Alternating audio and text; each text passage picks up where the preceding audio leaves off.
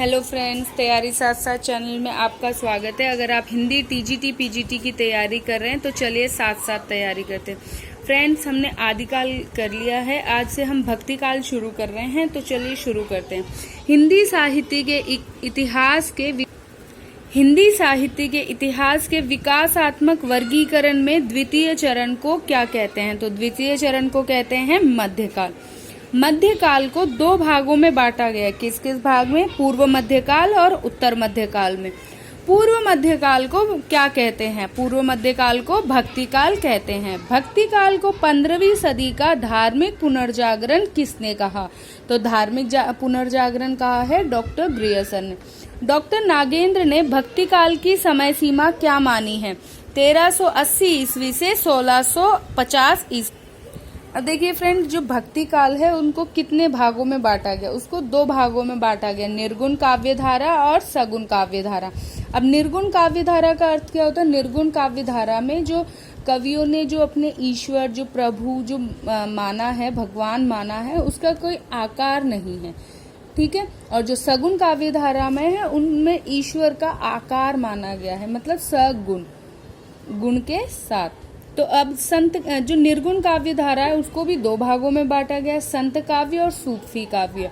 संत काव्य कौन थे? जो कि जो अपना कार्य है उसको कहते थे कि अपने काम को अच्छे से करने से, उसमें किसी तरीके का छल कपट न करने से मोक्ष की प्राप्ति होती, ईश्वर की प्राप्ति होती है, सच में ईश्वर निवास करता है, इस तरीके के उनके विचार थे। जैसे कि कबीरदास जी, वो बाह्य आडंबरों का खंडन करते थे, मूर्ति पूजा का खंडन करते थे, अपने कर्म को ही ईश्वर मान के चलते थे, इस तरीके से। और सूफी काव्य धारा में जो है ईश्वर प्रेम को मानते थे, प्रेम आख्यान मतलब प्रेम का बखान करके प्रेम के जरिए ईश्वर को पाने की बात कही जाती थी।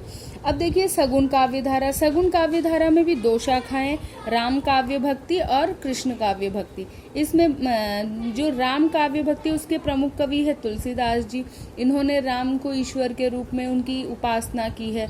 और कृष्ण काव्य धारा में है हमारे सूरदास जी, मीराबाई, इन्होंने क्या ईश्वर की उपासना कृष्ण के रूप में की है।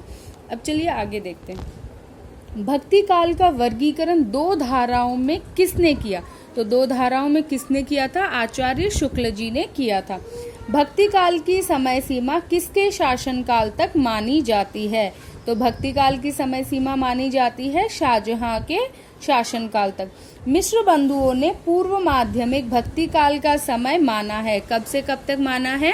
1444 से 1560 विक्रमी संवत तक माना है। और प्रौढ़ माध्यमिक काल का समय माना है 1561 से 1680 विक्रमी संवत। हमारा अगला प्रश्न है, आचार्य शुक्ल ने भक्ति काल की सीमा कब से कब तक मानी है? तो आचार्य शुक्ल ने माना है 1375 से लेके 1700 विक्रमी संवत तक। और डॉक्टर रामकुमार वर्मा ने भक्ति काल का समय कब से कब तक माना है? 1375 से 1700 विक्रमी संवत, जो कि आचार्य शुक्ल जी ने भी माना है। डॉक्टर गणपति चंद्र गुप्त ने भक्ति काल का समय कब से कब तक माना है? 1350 से 1500 ईस्वी तक। शंकराचार्य ने किस मत की स्थापना की थी? अद्वैत मत की। और किस मत की विकृतियों के खिलाफ की थी? तो जो बौद्ध मत की जो विचारधारा, जो विकृतियां थी, उसके खिलाफ इन्होंने अद्वैत मत की स्थापना की थी। भक्ति आंदोलन का स्वरूप देशव्यापी था, ये कथन किसका है? ये कथन है आचार्य रामचंद्र शुक्ल का। भक्ति आंदोलन की शुरुआत कहाँ से हुई थी? तो दक्षिण से हुई थी। भक्ति आंदोलन दक्षिण में किन भक्तों के कारण प्रारंभ हुई? तो जो आलवार भक्त थे उनके कारण दक्षिण में भक्ति आंदोलन शुरू हुआ था। आलवार भक्तों ने भक्ति आंदोलन की शुरुआत कब की थी? तो 7वीं सदी में की थी। भक्ति भावना अनुकूल परिस्थितियों के कारण कहाँ फैलने लगी थी? तो मतलब जो भक्ति भावना थी वो उत्तर भारत में फैलने लगी थी। क्यों? क्योंकि उनको वहां पर उनके अनुकूल परिस्थितियां मिल गई थी। भक्ति भावना अनुकूल परिस्थितियों के कारण उत्तर भारत में फैलने लगी थी। यह किसने माना कि किसी भी भक्त कवि के काव्य में निराशा व्याप्त नहीं है? तो ये माना है आचार्य हजारी प्रसाद द्विवेदी जी। भक्ति भावना पराजित मनोवृत्ति की उपज नहीं है। ये कथन किसका है? ये कथन है आचार्य हजारी प्रसाद द्विवेदी जी का। जॉर्ज ग्रियर्सन, भक्ति आंदोलन का उदय किसके प्रभाव से माना? जॉर्ज ग्रियर्सन जो है उन्होंने भक्ति आंदोलन का उदय ईसाई धर्म के प्रभाव से माना है। भक्ति द्राविड़ी उपजी लाए रामानंद, यह कथन किसका है? ये कथन है डॉक्टर सत्येंद्र का। वैष्णव भक्त ही तमिल भाषा में कौन से भक्त कहलाए? जो वैष्णव भक्त थे वो कहलाए थे आलवार भक्त, जो तमिल भाषा में जिन्होंने रचनाएं की थी। आलवार भक्तों में पद शैली में लिखे गए जो गीत है वो किस भाषा में है? वो है तमिल भाषा में। वैष्णव शब्द का वास्तविक अर्थ क्या है? वैष्णव शब्द का वास्तविक अर्थ है सात्विक होना।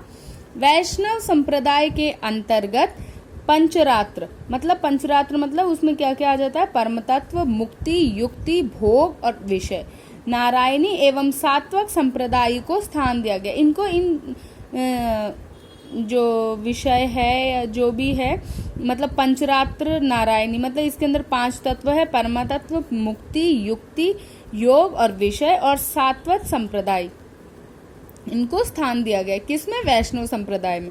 वैष्णव भक्ति का विस्तार विश्लेषण किसमें मिलता है? तो जो वैष्णव भक्ति का विस्तार और विश्लेषण मिलता है शांडिल्य भक्ति सूत्र एवं नारद भक्ति सूत्र में। शांडिल्य भक्ति सूत्र में भक्ति के कितने भेद बताए गए? 2 भेद बताए गए। 2 भेद कौन से? परा और अपरा। विष्णु व वासुदेव की एकता स्थापित करने वाले संप्रदायों में से भागवत संप्रदाय के बाद सात्वत धर्म माना जाता है। तो मतलब भागवत संप्रदाय के बाद कौन सा माना जाता है? सात्वत धर्म।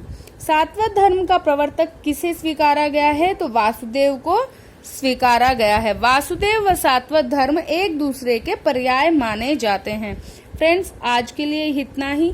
हम इसका कंटिन्यू अब आगे करेंगे। इसका जो अगला भाग है उसमें देखेंगे और प्रश्न। अगर आपको ये वीडियो पसंद आती है तो लाइक, शेयर, कमेंट जरूर कीजिएगा और चैनल को सब्सक्राइब कीजिएगा। धन्यवाद।